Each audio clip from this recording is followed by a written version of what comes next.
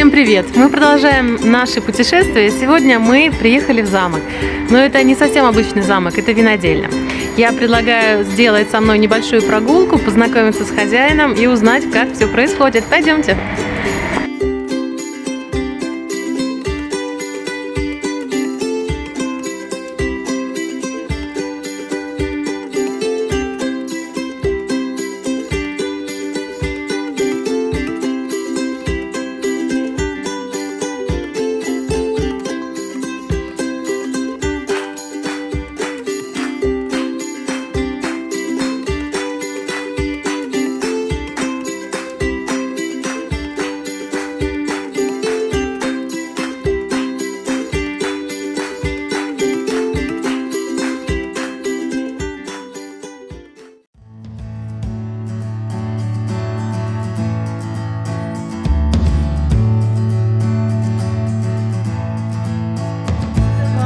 D'avance déjà pour votre temps et votre disponibilité. Avec plaisir. Donc l'idée c'est de découvrir en fait ce magnifique endroit en fait qui a toute une histoire.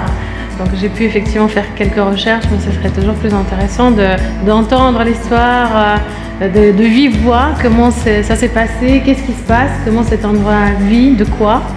Donc Château de Loing. Alors Château de Loing, Château de Loing est un domaine familial qui appartient à ma famille depuis 1909, qui a été géré par mes parents jusqu'à l'année passée.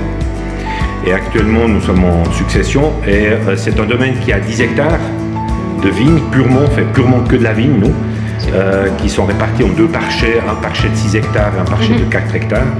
Et là, nous sommes dans la salle des pressoirs. En fait, c'est l'endroit où on réceptionne la vendange.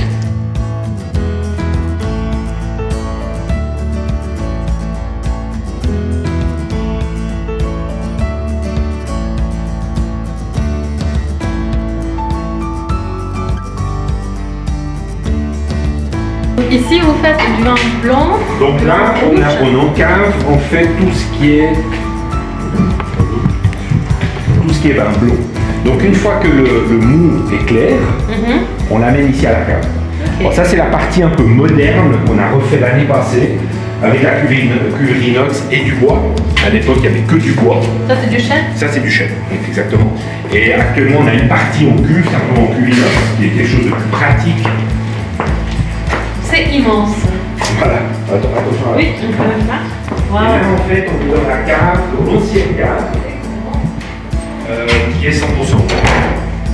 Alors là, c'est juste splendide. 1922, liberté et patrie. Donc le slogan du canton de Vaud. Exactement, c'était un tonneau que mon arrière-grand-père a reçu d'un client. Frédéric Pucel, qui était mon arrière-grand-père, qui lui a acquis le domaine en 1909. Splendide. Et il avait fait graver ça simplement avec le drapeau, donc il y a le drapeau vaudois et le drapeau bernois. Majoritairement dans du bois, on est à 70% 80% de bois, c'est du chêne. Le bois, pourquoi? Parce qu'on pense que le vin fin se fait dans du bois. C'est une vinification plus de garde que de vin à boire tout de suite.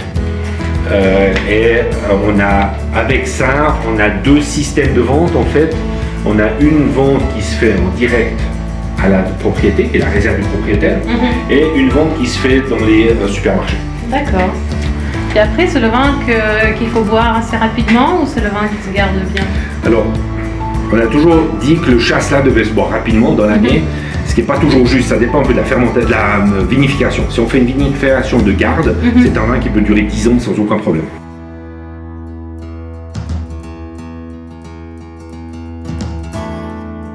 Donc c'est un cépage qui se marie avec beaucoup de différents plats.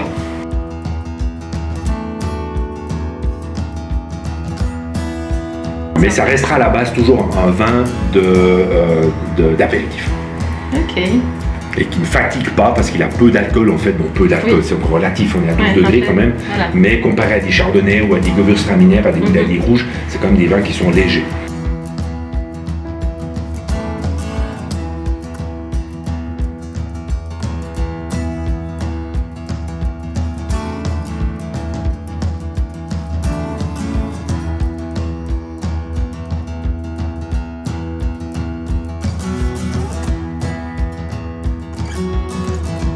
chose qu'on fait, c'est du vin, du pain, c'est déjà pas mal. Ouais, c'est bien.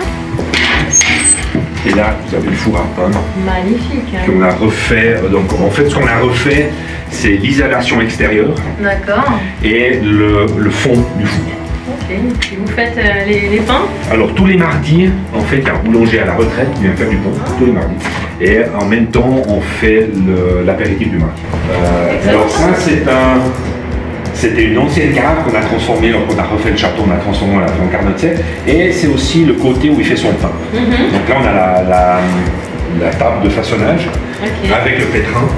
Et c'est là où il fait tous les mardis, il fait son pain. Super.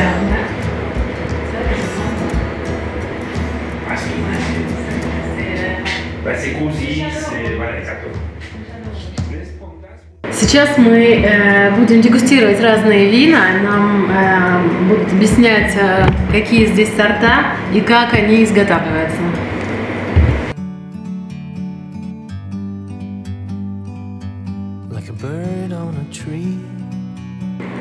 Vous pouvez se laver. Il y avait un distributeur d'eau. Oui, par le poisson, là, ça coulait exactement le système, je ne sais pas comment ça allait, si les bidons étaient au-dessus, et ça coulait, parce qu'il y avait le réservoir qui récoltait en bas.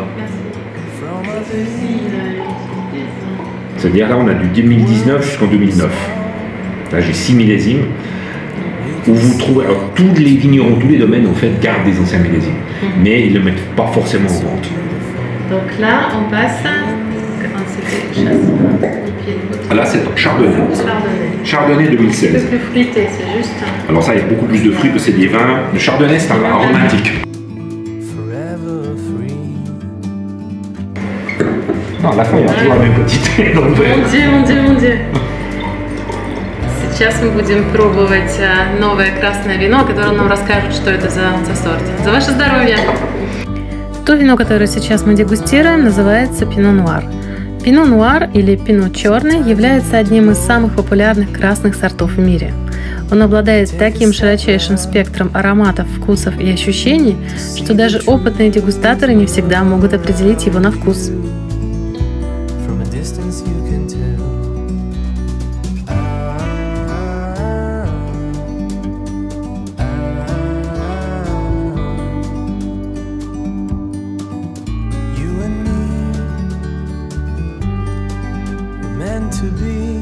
Ну вот и все. На этом наша сегодняшняя прогулка по замку винодельни заканчивается.